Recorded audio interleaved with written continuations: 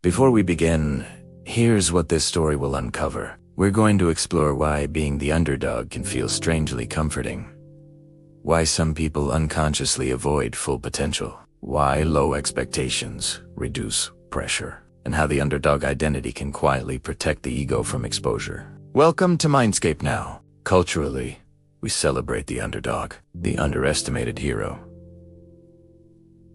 the one who rises unexpectedly. But what happens when someone never actually wants to rise? At first glance, being the underdog seemed disadvantageous. Less status, less power, less recognition. But psychologically, it comes with hidden benefits. When expectations are low, pressure is low. If no one expects you to win, you cannot disappoint them. Failure becomes predictable, and predictability reduces anxiety. The nervous system often prefers manageable disappointment over high-stakes exposure. This is where self-handicapping enters. Some individuals unconsciously maintain a position slightly below their potential. They delay, underprepare, or avoid full commitment. Not because they lack ability, but because losing while trying your hardest threatens identity.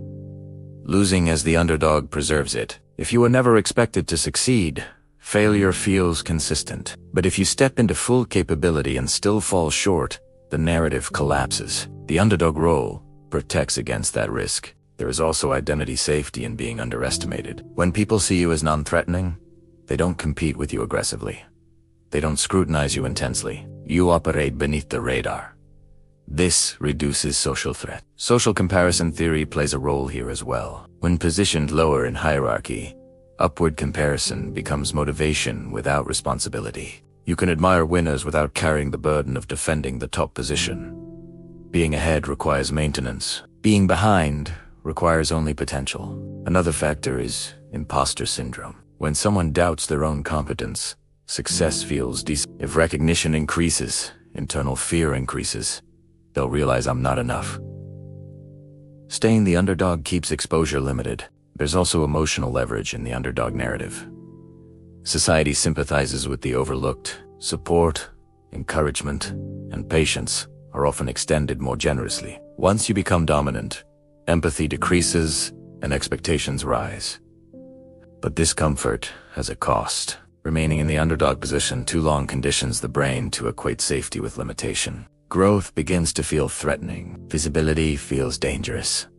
Opportunity feels overwhelming. Over time, potential becomes hypothetical instead of act. The most dangerous aspect of this pattern is rationalization. You may tell yourself you are waiting for the right time or not interested in status. Sometimes that is true, but sometimes it is fear disguised as humility.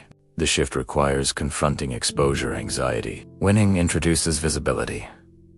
Visibility introduces evaluation. Evaluation introduces vulnerability. The question becomes precise.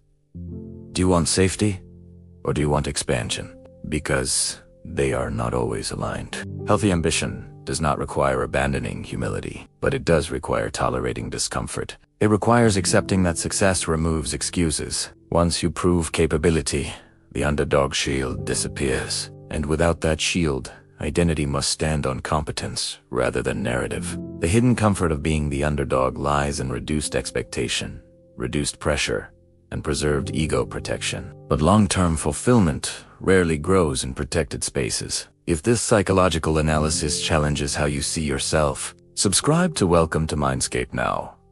And if you're ready to understand the hidden identities shaping your behavior, subscribe and stay with us, because awareness is the first step out of comfortable limitation.